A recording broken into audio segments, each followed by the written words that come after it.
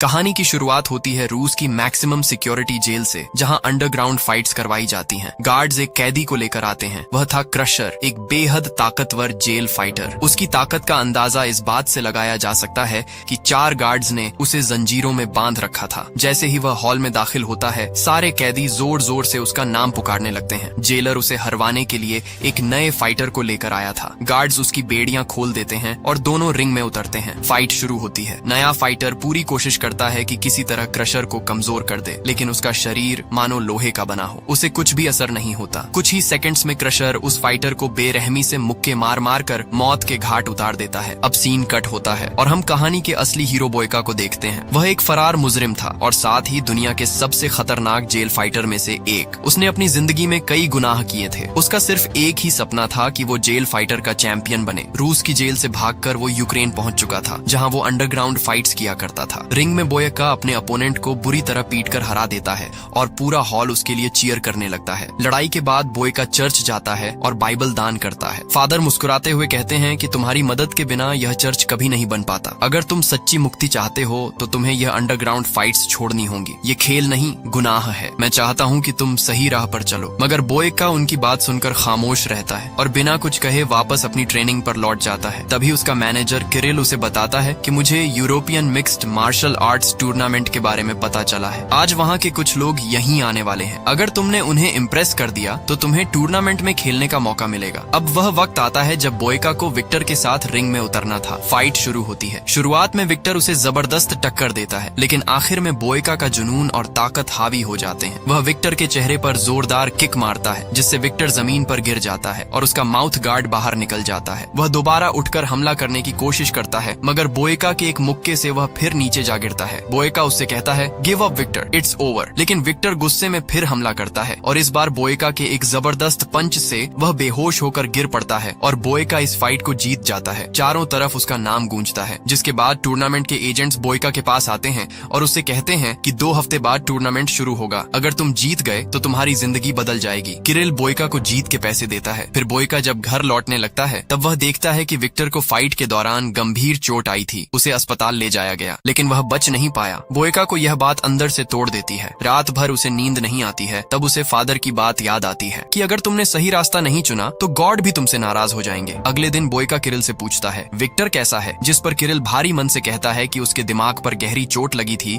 इसलिए वह अब नहीं रहा, लेकिन तुम्हारा इसमें कोई कसूर नहीं। हर फाइटर जान दांव पर लगाकर ही रिंग में उतरता है। बोयका की आंखें भर आती हैं। वह पूछता है, क्या उसका कोई परिवार था? किरिल उसे विक्टर का बैग थमा देता है। बोयका जब बैग खोलता है तो अंदर से उसे एक खत मिलता है जो विक्टर की वाइफ अल्मा ने लिखा था। खत पढ़ते ही बोयका का दिल टूट जाता है। उसे एहसास होता है कि उसने एक आदमी ही नहीं, एक पूरे परिवार को उजाड़ दिया है। बोयका फैसला करता है कि वह अल्मा से मिलने रशिया जाएगा और किसी भी तरह अपनी गलती सुधारने की कोशिश करेगा। रूस में विक्टर का अंतिम संस्कार चल रहा था। बहुत से लोग वहाँ इकट्ठा हुए थे। शहर का सबसे बड़ा गुंडा जोराब भी वहाँ आया था, जो खामोशी से अल्मा को देख रहा था। उसके दिल में अल्मा के लिए एक अजीब सी दिलचस्पी जग चुकी थी। जोराब ने अल्मा के पास जाकर कहा, तुमने विक्टर के साथ मिलकर मुझसे बहुत पैसे उधार लिए थे। मुझे नहीं लगता कि तुम उसे चुका पाओगी। अगर तुम मेरी हो जाओ तो मैं तुम्हारी सारी परेशानियां दूर कर दूंगा। अल्मा ने गुस्से में जवाब दिया कि मेरे पति के अंतिम संस्कार पर तुम ऐसी बातें कैसे कर सकते हो? क्या तुम्हें गॉड का थोड़ा सा भी खौफ नहीं है? जोराब ने नरमी का नाटक किया, मैं बस तुम्हारी मदद करना चाहता हूँ। फिर वह वहाँ से चला जाता है। वहीं किरिल बोयका को नकली पासपोर्ट देता है और कहता है कि तुम्हें एक लोकल बस में बैठकर रशिया जाना होगा। बस बॉर्डर पार करके एक मिलिट्री चेक पॉइंट से होकर जाना है। वहाँ इंटरनेट नहीं होगा। अगर तुमने कोई गड़बड़ नहीं की तो किसी को तुम्हारी असलियत का पता नहीं चलेगा। बोयका नकली पहचान के साथ मिनी बस में बैठता है। चेक पॉइंट पर एक फौजी पूछताछ करता है। बोयका अपने फर्जी कागजात शांति से पेश कर देता है। फौजी को कोई शक नहीं होता और बोयका रशिया में पहुंच जाता है। वह होटल में अपना सामान रखकर खत में लिखे एड्रेस पर अल्मा से मिलने कम्युनिटी सेंटर जाता है। वहाँ कई अनाथ बच्चे थे। अल्मा उनका ख्याल रखा करती थी।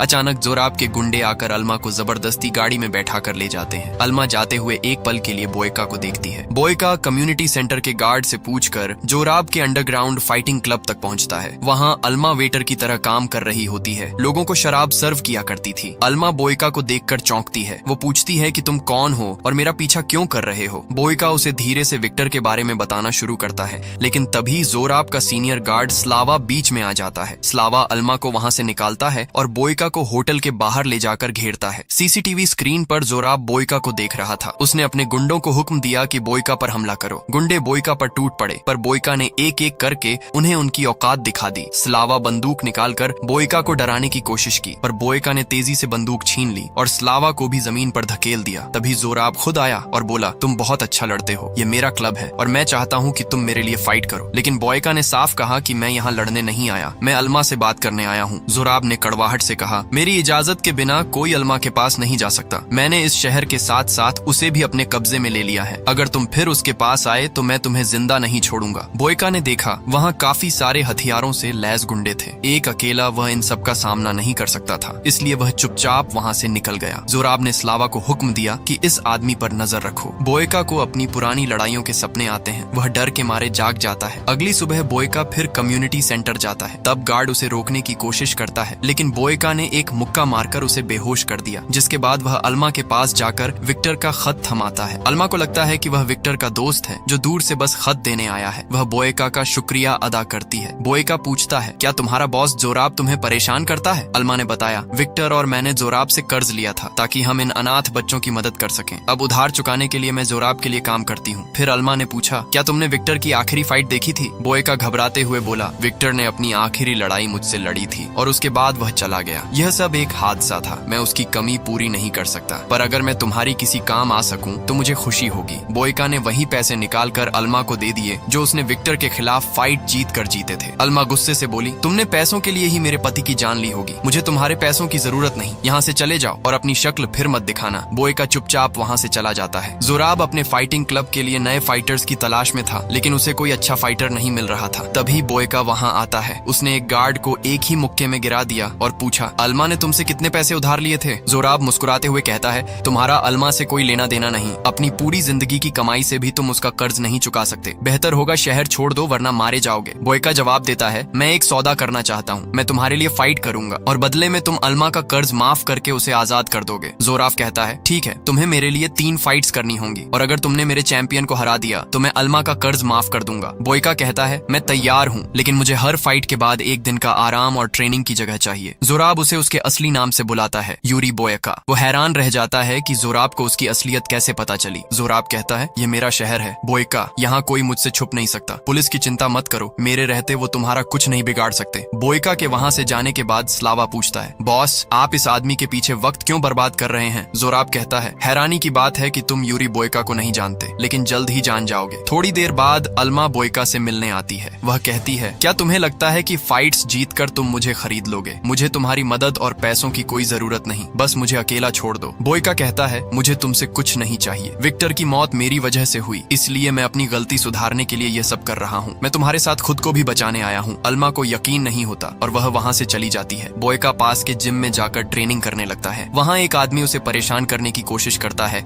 लेकिन बोयका की एक किक से वह नीचे गिर जाता है। रात को बोयका जोराब के क्लब में जाकर बोरिस से फाइट करता है। बोरिस उसका मुकाबला नहीं कर पाता और बोयका ने उसकी गर्दन पकड़ ली, जिससे उसने हार मान ली। जोराब के कहने पर अल्मा बोयका को पानी देती है। बोयका पूछता है, क्या यहाँ आसपास कोई ऐसी जगह है जहाँ मैं शांति से ट्रेनिंग कर सकूं? अल्मा कहती है, 5 मिनट की दूरी पर एक जिम है, वहाँ तुम आराम से प्रैक्टिस कर पाओगे। बोयका कहता है, मैं वहाँ जा चुका हूँ, लेकिन वहाँ बेवकूफों की कमी नहीं है, वह मेरी ट्रेनिंग में रुकावट डालते हैं। अल्मा कहती है, कल कम्युनिटी सेंटर आ जाना, वहाँ तुम्हें ट्रेनिंग करने की जगह मिल जाएगी। अगले दिन बोयका कम्युनिटी सेंटर पहुँचता है। अल्मा उसे विक्टर के पुराने ट्रेनिंग रूम में छोड़कर चली जाती है। बोयका ट्रेनिंग शुरू करता है। कुछ देर बाद अनाथ बच्चे वहाँ आकर उसे देखने लगते हैं। तब अल्मा उन्हें वहाँ से जाने को कहती है, लेकिन बोयका मुस्कुराकर कहता है, उन्हें रहने दो, शायद इन्हें भी कुछ सीखने को मिले। अगली रात बोयका ने एक साथ ओजीरो और उसके भाई से लड़ाई की। शुरुआत में उसे काफी परेशानी हुई, लेकिन धीरे धीरे वह दोनों पर हावी होने लगा और ओजीरो पर जोरदार हमला कर दिया। मौके का फायदा उठाकर ओजीरो के भाई ने चुपके से बोयका की पीठ पर जोरदार लात मारी, जिससे उसकी पीठ में मोच आ गई और उसे बहुत तेज दर्द हुआ। अल्मा की ओर देखकर बोयका ने दर्द सह लिया और फिर तेजी से ओजीरो और उसके भाई को मात दे दी। दोनों बेहोश होकर जमीन पर गिर पड़े और बोयका ने यह फाइट जीत ली। यह देखकर जोराब हैरान रह गया, क्योंकि उसे उम्मीद नहीं थी कि बोयका एक साथ 2 फाइटर्स को हरा पाएगा। जोराब ने रशियन जेल ऑफिसर को पैसे देकर कहा कि क्रशर को यहाँ लाया जाए। ऑफिसर ने चेतावनी दी कि क्रशर एक खतरनाक मुजरिम है और उसे फिर से जेल से बाहर नहीं निकाला जा सकता। पिछली बार भी उसकी नौकरी खतरे में पड़ गई थी, इसलिए वह अब ऐसी गलती नहीं करेगा। जोराब ने कहा कि अगर ऑफिसर क्रशर को यहाँ ला दे तो उसे पैसे के साथ फरार मुजरिम यूरी बोयका भी मिल जाएगा। बोयका के बारे में सुनकर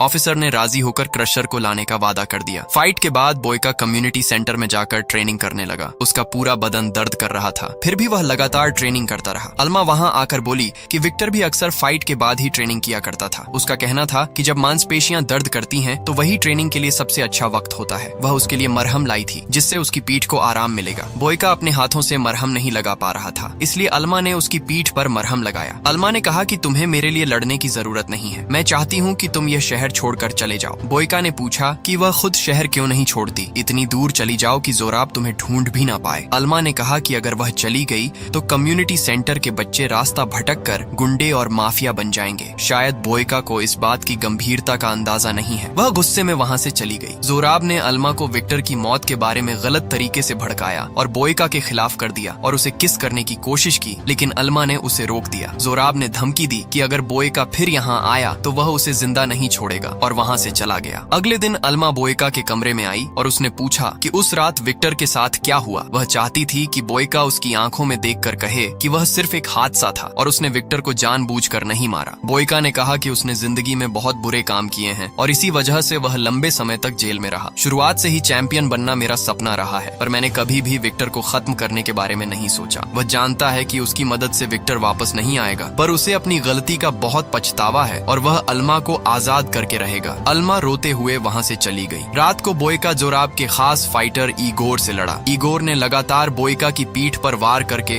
उसकी हालत बिगाड़ने की कोशिश की। बहुत दर्द के बावजूद बोयका ने अल्मा की खातिर दर्द सहते हुए ईगोर को हराने की लड़ाई जारी रखी। अंत में ईगोर बेहोश होकर जमीन पर गिर पड़ा। भीड़ बोयका के लिए चीयर करने लगी और अल्मा खुशी से रो उठी। वादे के मुताबिक बोयका ने जोराब के लिए 3 फाइट कर ली थी और अब उसे यूक्रेन लौटने के लिए मिनी बस में बैठना था, लेकिन जोराब ने उसे रोक लिया और कहा कि तुमने बहुत अच्छी लड़ाई लड़ी है, अब तुम्हें मेरे असली चैंपियन को हराना होगा। बोयका गुस्से में बोला कि मैंने तुम्हारे चैंपियन ईगोर को हरा दिया है, अब तुम्हें और क्या चाहिए। जोराब ने कहा कि ईगोर उसका असली चैंपियन नहीं है। अगर बोयका असली चैंपियन को नहीं हराता तो वह अल्मा को आजाद नहीं करेगा और उसे बेच देगा। बोयका के पास और कोई रास्ता नहीं था, इसलिए वह फाइट के लिए मान जाता है। बोयका को अपने मैनेजर का फोन आता है। वह कहता है कि अगर तुम 10 बजे वाली बस में बैठकर रशिया नहीं आए तो यूरोपियन टूर्नामेंट में हिस्सा नहीं ले पाओगे। बोयका जवाब देता है, फिक्र मत करो, मैं वक्त पर पहुंच जाऊंगा। तभी जेल ऑफिसर क्रशर को लेकर क्लब में पहुंचता है। बोयका और क्रशर के बीच फाइट शुरू होती है। बोयका उस पर हमला करने की कोशिश करता है, लेकिन क्रशर का शरीर बहुत मजबूत था, उसे बोयका के वारों से कोई असर नहीं हुआ। क्रशर ने बोयका के चेहरे पर जोरदार मुक्के मारे, जिससे उसका माउथ गार्ड निकल गया और वह जमीन पर गिर गया। बोयका की हालत देखकर जोराब खुश हो गया, जबकि अल्मा घबरा रही थी। बोयका दोबारा उठ खड़ा हुआ और फिर से लड़ने लगा। क्रशर ने उसे उठाकर जमीन पर पटक दिया, लेकिन बोयका ने हार नहीं मानी। वह अल्मा की तरफ देखकर अपने दर्द को सहन करता रहा और पूरी ताकत से क्रशर पर हमला करने लगा। क्रशर अपने भारी शरीर की वजह से बोयका की तेजी से बच नहीं पाया और धीरे धीरे कमजोर पड़ने लगा। बोयका ने मौका देखकर क्रशर का एक हाथ और पैर तोड़ दिया और फिर उसे एक जोरदार लात मारकर रिंग से बाहर फेंक दिया। क्रशर बेहोश हो गया और बोयका ने लड़ाई जीत ली। जोराब ने स्लावा को पुलिस बुलाने के लिए कहा और खुद अल्मा को लेकर वहां से जाने लगा। बोयका उसे रोकने के लिए दौड़ा,